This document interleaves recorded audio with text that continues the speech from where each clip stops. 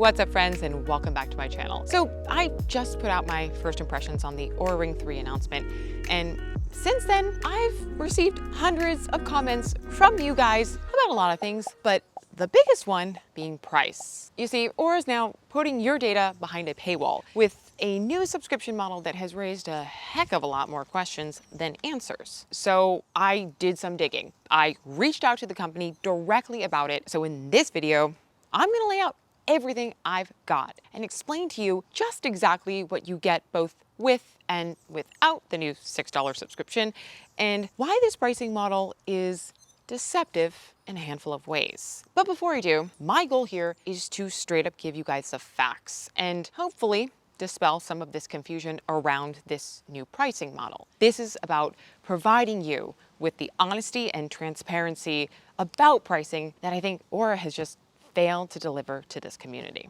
That being said, let's get straight into it. And we're gonna start with the most important question that I think was very much left unanswered with their announcement. What is this new subscription actually for? So Oura is planning to charge new users $6 a month for the Gen 3 ring, and I'm going to talk a little bit more about exactly who's affected in just a sec, but the company has made it seem optional. But is it really though? On their website, Oura claims that without a membership, you're only going to be able to access your 3 daily Oura scores. So these are the readiness, the sleep, and the activity scores, your battery life, and your app settings.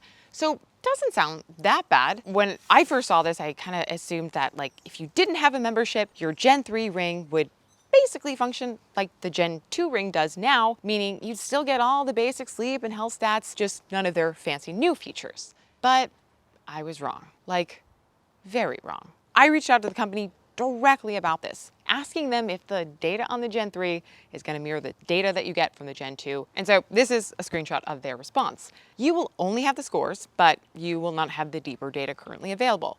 If you decide not to upgrade, Gen 2 will not require a membership. And just to reiterate, this new fee only applies to people buying the Oura Ring 3 for the first time. So if you have the old ring and you choose to upgrade by November 15th, by the way, you're basically grandfathered into Oura's lifetime membership and won't have to pay the subscription fee. But for everyone else out there who is thinking about pre-ordering for the first time, let's unpack what they mean by deeper data. And actually, let me just show you. So right now with the Gen 2, this is what you see on their homepage. You get 3 scores, 1 for readiness, 1 for sleep, and 1 for activity. So it is pretty limited. But here is the thing. This is literally all you're gonna get if you choose to buy the Gen 3 ring without a subscription. So that means your readiness page that you get HRV, your body temp, your heart rate, that's gonna be gone. All the details around your sleep stages, including REM, deep, and light, also gone. Your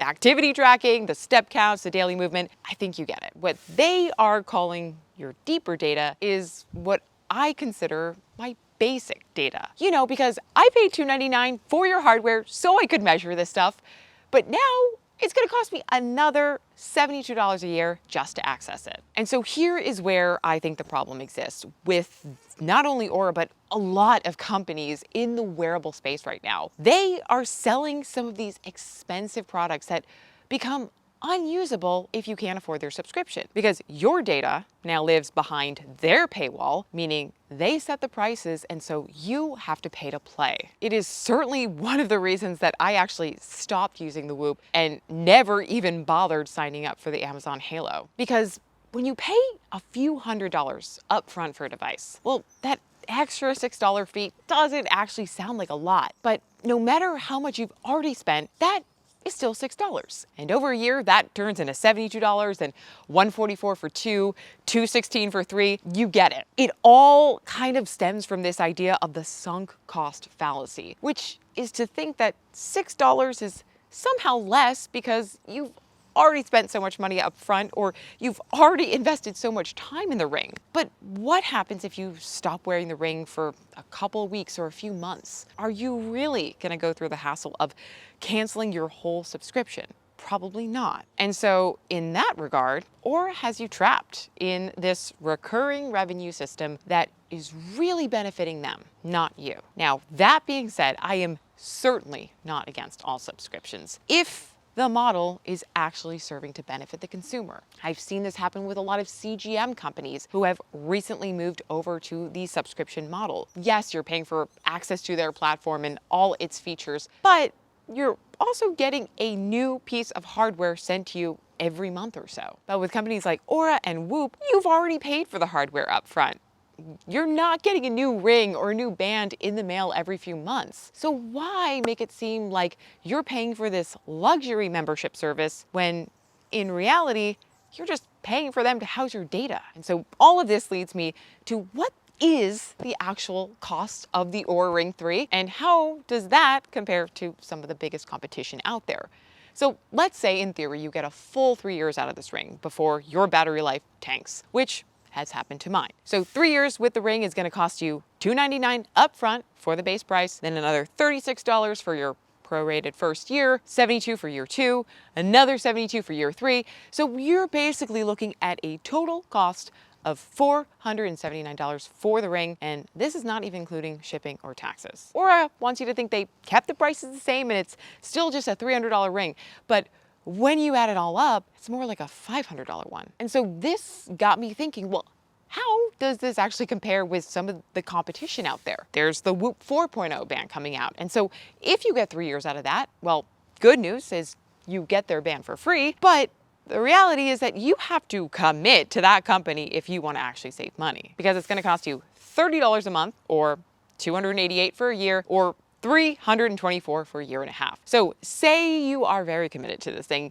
for 3 years and you go all in with the 18 months membership, double that by 2, and that is still $650 for the cost of this band over 3 years. Let's turn to the Apple Watch Series 7. It's their newest model, and the starting price for theirs would be $399 before taxes and Apple Care. Now they too have a subscription option. It's called Apple Fitness Plus, but it is really for their online classes and doesn't have an impact on your data access. So I am not going to include that one here. Yes, there are a ton of other options out there, and I picked these because they are the ones I'm most familiar with. And what's crazy to me is that when you look at this list, up front, the Apple Watch looks like the most expensive device. But after you account for all those subscription fees that you have to pay to get access to your data, it ends up kind of being the cheapest device over 3 years, which just goes to show how deceptive a subscription can be. Now,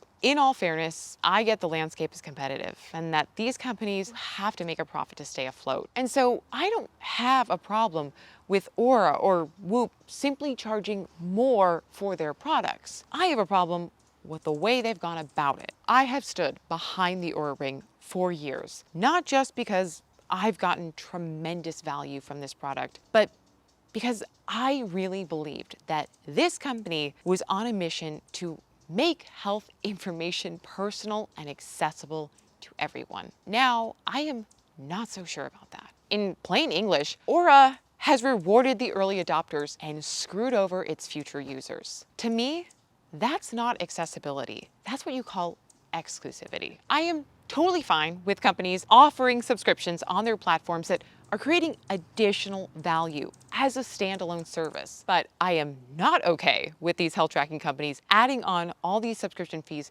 just so you, the consumer, can access your own data. You know, it's funny because you sometimes see these trends happen in the industry and you think, well, as long as it doesn't happen to the device I love and recommend the most. And then it does. And it makes you think, I wish I had said something earlier, but I didn't. And so I'm going to say something now, and I am ready and committed to doing something about it, but I can't do it alone. And so here is my ask. If you were going to buy the new ring, but you decided not to because of the new fees, please just leave a comment below or just write a +1 or share your thoughts, because I would love to hear your opinion on this, and I'm sure that Oura would too.